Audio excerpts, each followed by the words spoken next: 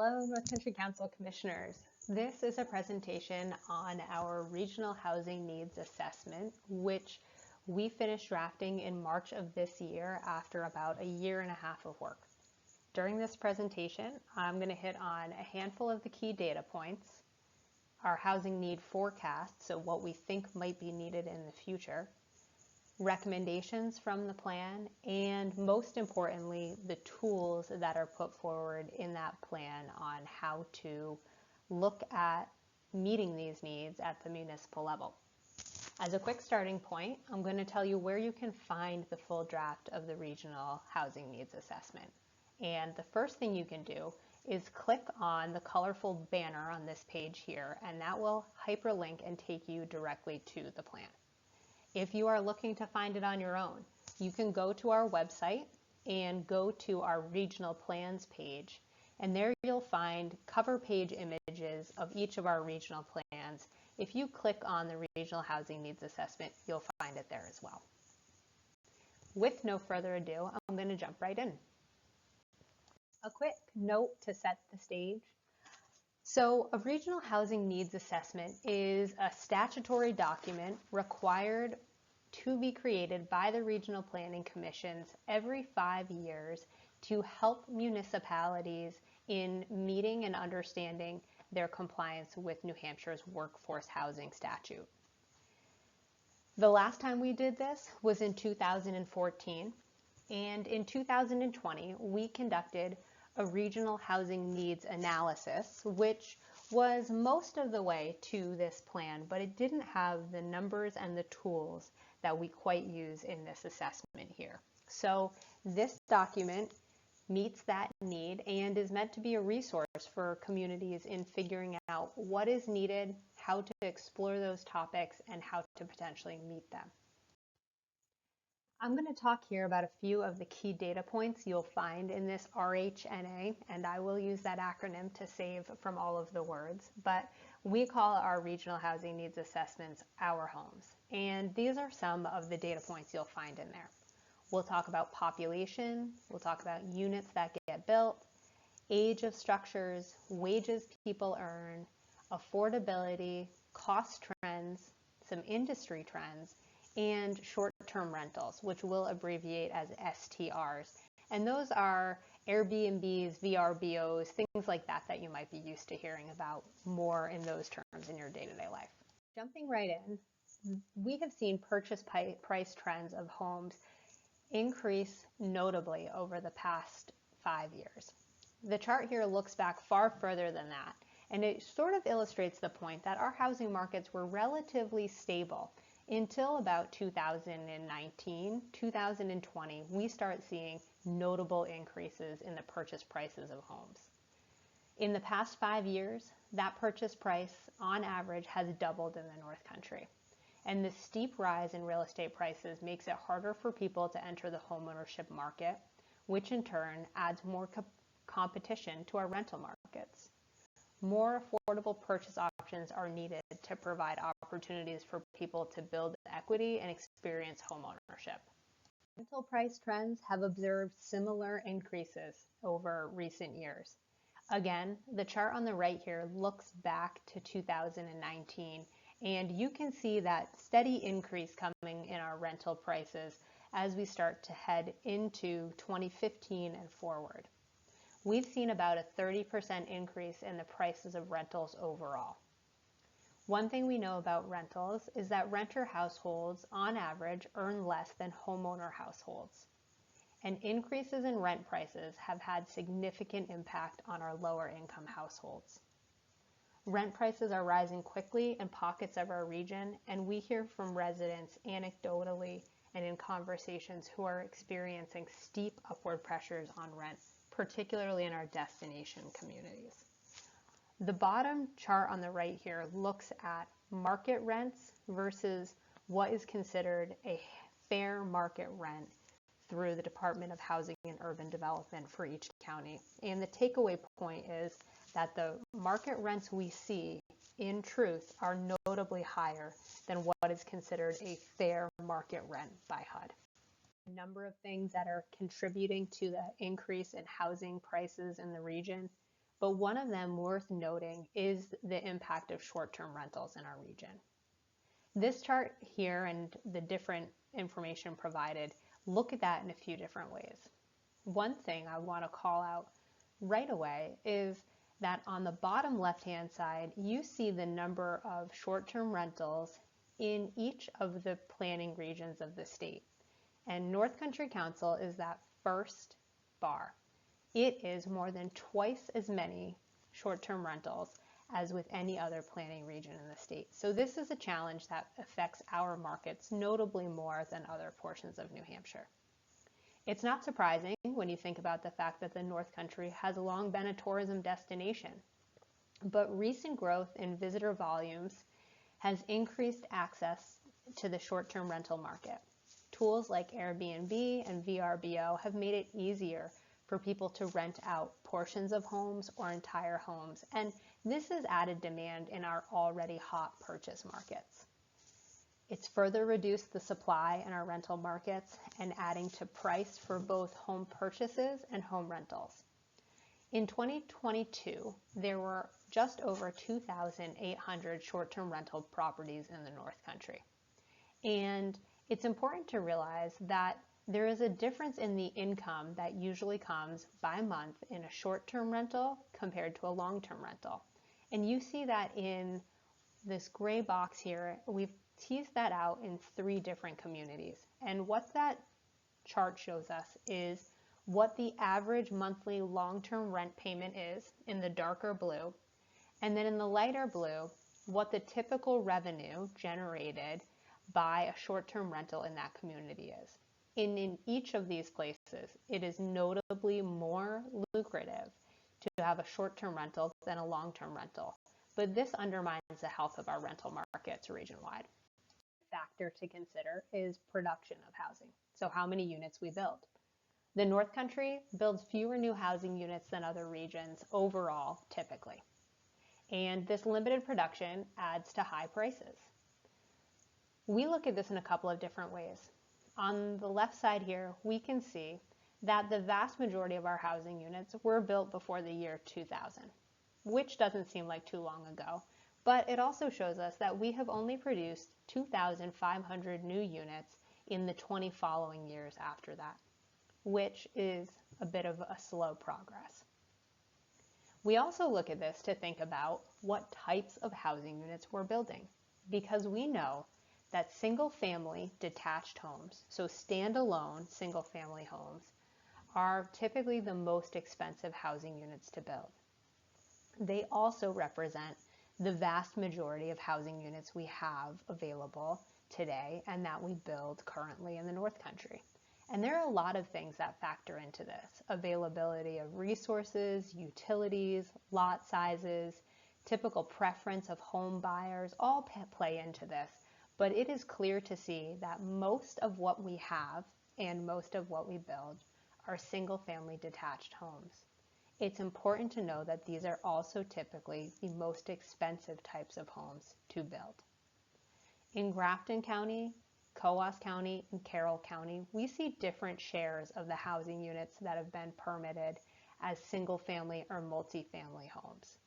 Since the year 2000, in each one of these counties, you can see the split of multifamily homes versus single-family homes present.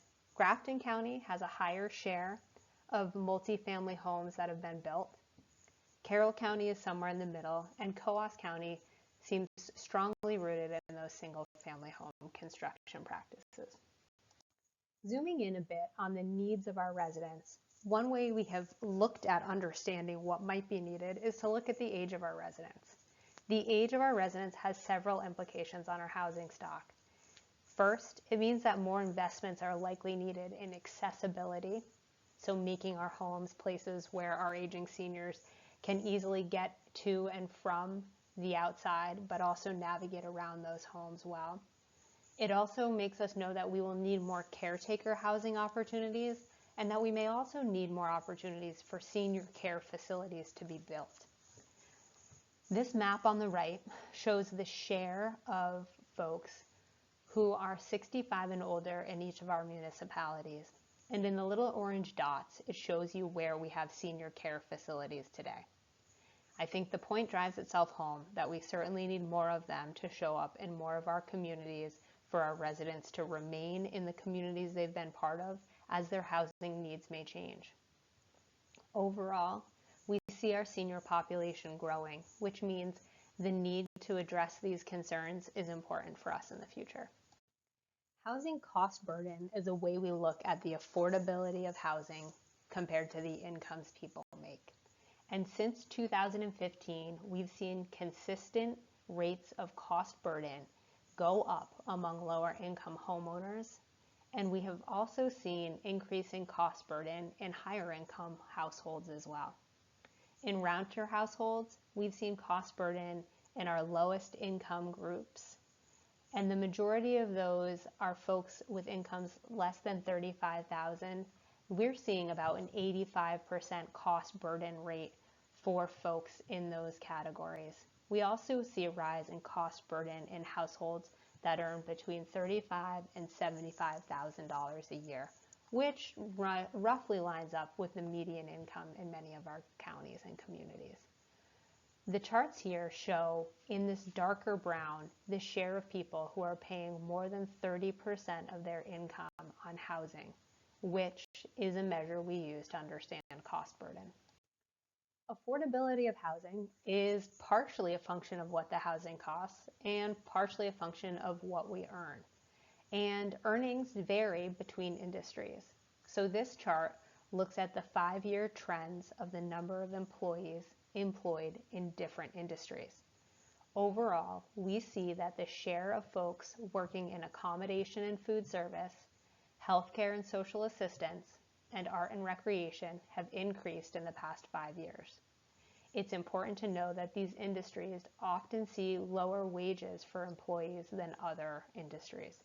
So, cost burden may be a growing challenge for us in the future as more people continue to work in these fields. When we look at the population of the North Country as a whole, we can see that our population has declined slightly in the last decade. The numbers of deaths have outnumbered the number of births we have, and anything that has offset that large natural decline, right? A natural decline is the number of deaths outweighing births, has been related to new folks moving into the region. So this image with the cogs here on the left shows net migration has added 2,381 folks in the last decade, whereas births and deaths alone have seen our population drop by more than 3,000. Overall, this pans out to a slight population change and loss of 755 residents.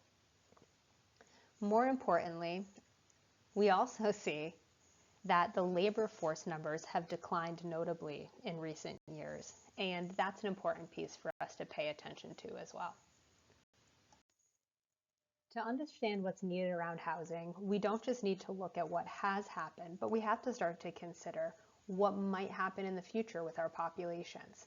And this is a function of the same basic ingredients as we looked at in the last slide: birth rates, death rates, and migration trends. Population projections are one tool that we can use to understand how many folks might live in an area, for example, the North Country Planning Region, over the coming years. And through the Regional Housing Needs Assessment, we worked statewide and with outside consultants to conduct population projections to think about what might be happening with our populations over the next 30-year horizon. Roughly, we anticipate that our population may increase in the next 15 or so years, and then in the following 15 years, from 2035 on to 2050, we may see a similar pace of decline. So overall, our population stays pretty stable, but will actually bubble likely a bit and then drop down. Like all forecasting, a population projection is just one model of what might happen to our populations. They don't have a crystal ball, so they're not a perfect prediction of the future, but they can help us understand, based on what we have recently seen, what might be expected in migration and natural increase or decline of our population. And that can help us understand what might be the right tools to help us address our housing needs. For me, seeing something like this helps me think that we may need to start thinking on how we reuse structures and create opportunities for housing stock to expand and decline at the same time over the long run. The Regional Housing Needs Assessment takes those population projections and a few other pieces and starts to think about how many housing units might be needed. And we do this into two different time periods. One is the short term, which we'll talk about here, and the next is the long term, which we'll hit on the next slide. Overall, what you see here on the left is a graphic that shows how we split out and understand how many housing units might be needed. On the right are the take-home points from North Country communities. Overall, we see that there is going to be a need for up to 2,200 new home ownership units in the next few years and 924 new rental units to rebalance our housing markets and find us with a 5% rental vacancy rate and a 2% homeownership vacancy rate, which is roughly considered a balanced market. If you think back on one of our previous slides, it's important to realize that the number of housing units we're projecting needing here is higher than the number of units we have produced in the last 20 years in total. And this is what's needed in the next two. So it should certainly serve as a bit of a call to action for us to start to think about how we can increase the number of long-term residential rentals available and home ownership units within reach of our residents. Looking forward a little longer, like I said, in the long term, we see ourselves looking out to the year 2040 and considering how many units would be needed. And here, the information is presented a bit differently. But overall, you can see how many units are needed in rentals and home ownership, and also at different income levels based on the median income for both homeowners and renters within all of the labor market areas of our region. And labor market areas are generally describable as hub towns with a concentration of jobs and the small communities around them that tend to commute into and out of those places for work. We do this by looking at what's needed in the Berlin area, Colebrook area, Conway area, Haverhill area, Littleton area, and Plymouth area. These numbers can be accessed in far greater depth inside of our Regional Housing Needs Assessment itself. But overall, we see by 2040, 1,406 rental units needed and 2,614 homeownership units to keep us in a balanced market. So that's a bit about the challenge in front of us or ahead of us, or that we're in today, depending on how you look at it. And now I'm going to talk about recommendations on how we tackle these and how communities might think about doing so. These build off of work we did in our 2021 Housing Needs Analysis, which you can see hyperlinked here on this slide. But there are four main recommendations we focus on, and one is to use the tools. So on the next slides, I'm going to talk about the tools available to help communities understand how to increase housing units in the ways that feel right for them. Our recommendation, and it's the biggest one of this plan, is to explore them and use them. The second recommendation is to find partners. Town halls don't build housing, but developers do. And developers don't always live in all that housing, but residents do. And businesses, they understand what's needed based on the incomes available and what our jobs pay. So find partners, build partnerships to help increase buy-in, to help understand what's needed in your communities, and to help pull together teams of people to pursue projects. Third is ask for help. You don't have to do this alone. There are a lot of people who study and chew on these challenges quite a bit, not just at NCC, but at the State Planning Office, at New Hampshire Housing, at groups like Plan New Hampshire, and within your community themselves. Ask for help, reach out, talk with folks. Recommendation number 4 is to build broad buy-in for solutions. We have to work to educate our community members on what is needed and to understand that housing matters and wages matter too. And these are inextricably linked to each other, and overall, we need to do a lot of work to make sure that our housing is affordable to the folks who run and power our communities. On to the tools. So the Regional Housing Needs Assessment has a robust toolkit. It's got starter kits that explore 19 different solutions that municipalities can explore. And these, we worked with a consultant from Colorado and the entire state of New Hampshire's planning communities to really hone in on the ones that are the most important. On this slide, I listed 6 that I think have a particular good possibility for impact and action in the North Country. Age-friendly communities, adaptive reuse, which is about how we reuse buildings, reducing and adjusting planning and zoning rules, allowing detached accessory dwelling units, pursuing mixed unit developments with different types, sizes, looks, and price points of housing, and working on short-term rental rules. In the toolkit overall, you'll find a lot of information, descriptions, ideas of how to understand if it's a good tool for your community, suggestions on how to start things off, examples, outsourced resources, and an idea of the types of issues that these tools help exist. And one more slide on the toolkit, just to drive home its importance without teasing all 19 of them out for you all, is that these toolkits are intentionally written for local governments, and they help us understand how to take action on things that are going to increase the affordability of housing, the sustainability of our housing, our infrastructure that supports housing, how to redevelop spaces, how to bring down and address housing costs, how to give multi-generational housing space to grow in your community, and how to just in general increase housing options. On the right here, you will see the landing page for our toolbox itself. All of the tools are in our Regional Housing Needs Assessment, but they're also available online in a more interactive tool that is still under development. You see the link for that on the right here. The tools are the key. So as we sit here at the end of this presentation and at the end of a couple of years of solid work on this draft, I'd ask the commissioners to consider the following action at the upcoming June 22nd meeting. And that would be to adopt the Regional Housing Needs Assessment as part of the North Country Council's regional plans to inform and assist municipalities. I thank you all for your time in watching this presentation and look forward to answering your questions and talking with you in June.